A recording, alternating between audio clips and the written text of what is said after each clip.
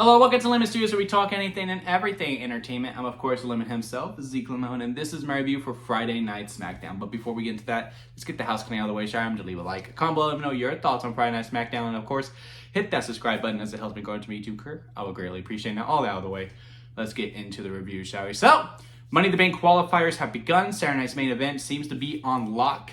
And yeah, to me, this was a really fun episode of SmackDown. Nothing really to run home about. It's probably not going to be one you remember. It's the same with Monday Night Raw. It was just a good 3 hours, which, you know, if we are able to keep this type of quality going, when we go back to 2 hours, which, you know, rumored is to be within 2 weeks, I think we're going to be in really, really good hands with not just the red brand, but with the blue brand as well. But this episode of SmackDown did upskirt some controversy, some conversations that were happening online, so we're going to go ahead and tackle those.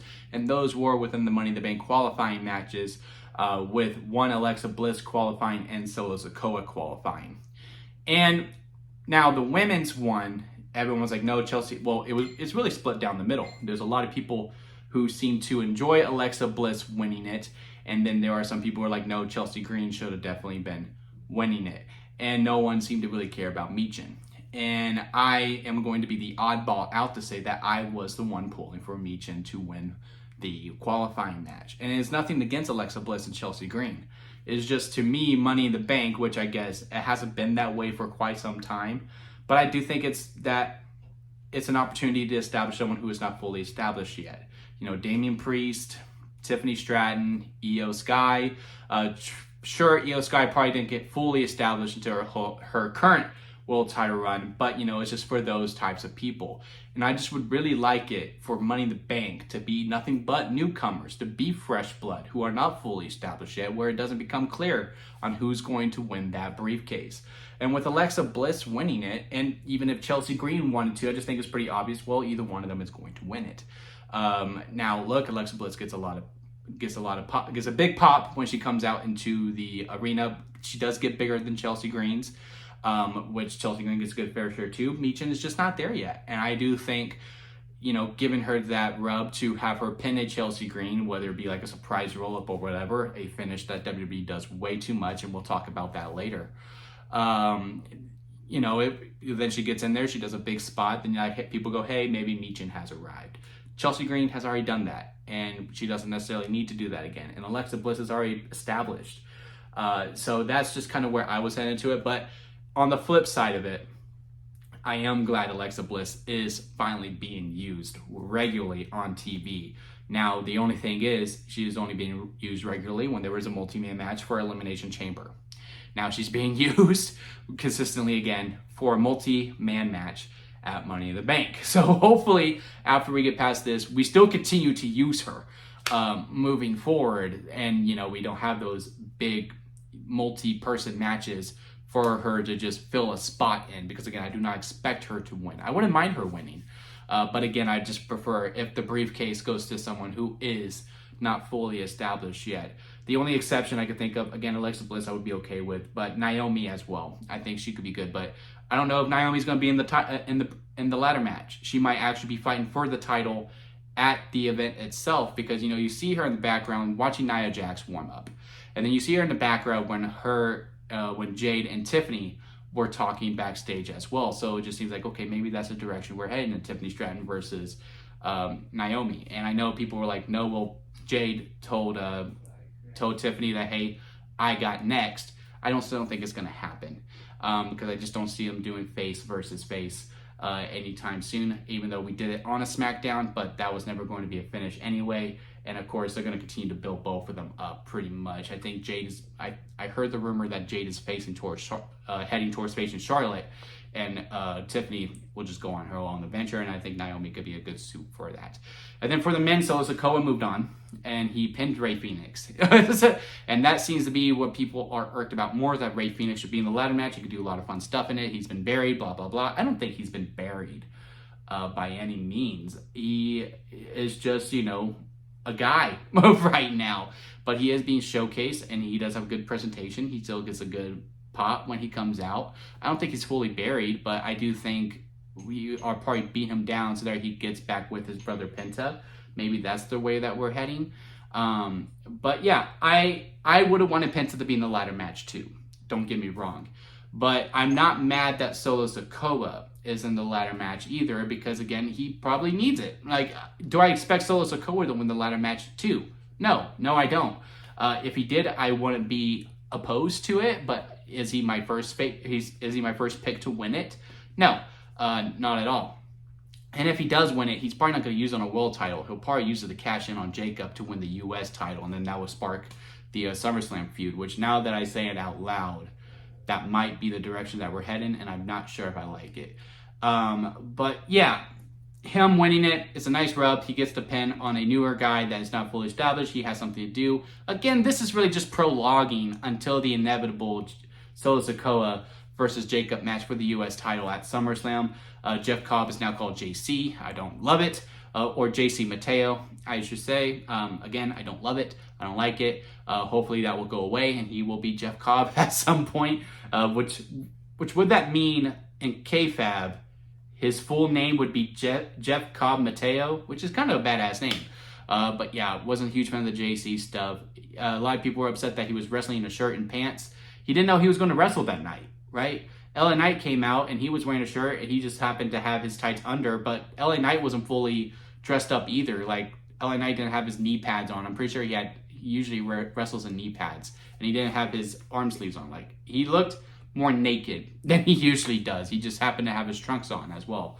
That's probably the only note I would have made for that match. A lot of people didn't like it. They didn't think it was a good match. I thought it was fine for the most part, and I think it did the job for JC. And yeah, he looks like a threat, and I would have just said, hey, yeah, no, LA Knight, you don't know you're going to wrestle either. Wear basketball shorts or something. But yeah, don't have the trunks on. That would have been my only note for that. The women's championship match was a badass throwdown. Tiffany Stratton has really found her stride as this just, look, we're going to lay our stuff in when we wrestle. I am one of the few who enjoyed her match with Charlotte Flair. Because again, it just felt so personal. It felt so real with how this stuff was hitting in.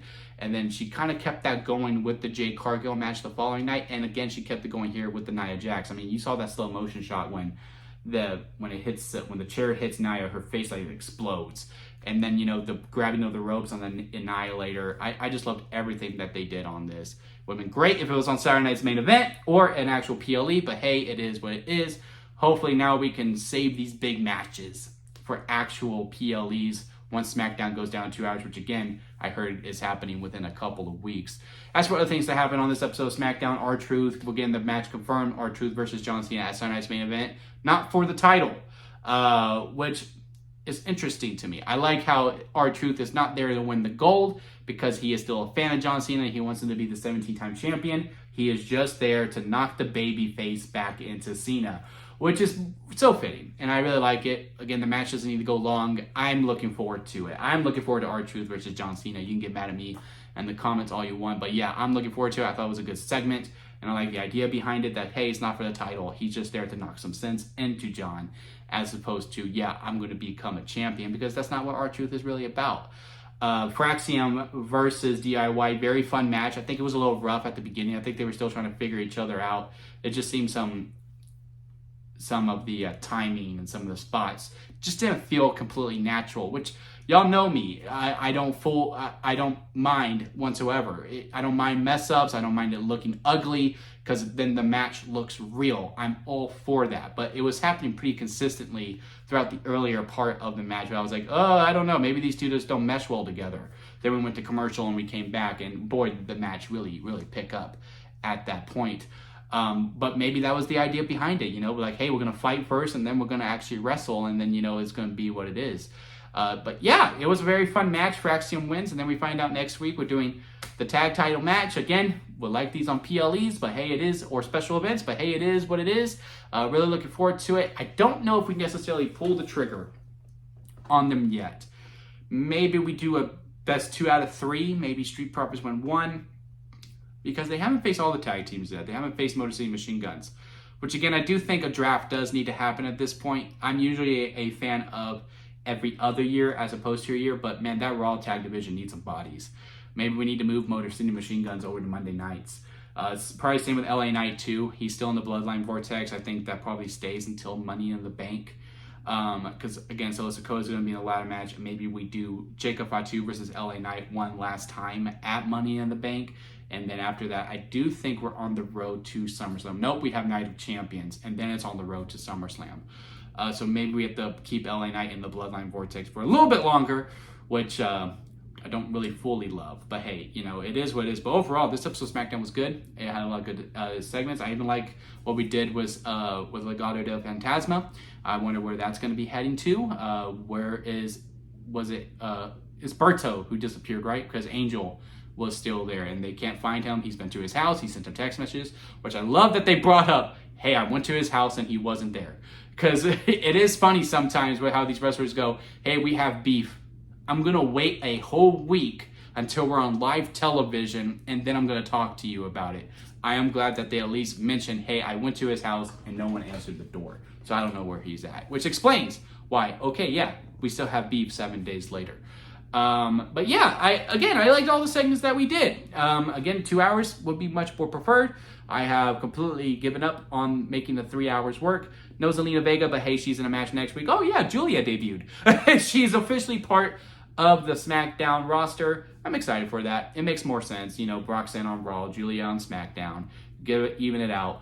I don't know, because she's going to be in the Money in the Bank qualifier against Charlotte, which we continue to tease something between Alexa and Charlotte. I don't know if I necessarily need them in a tag team, but if we do, then does Alexa stay out of the Wyatts? Where the hell are the Wyatts?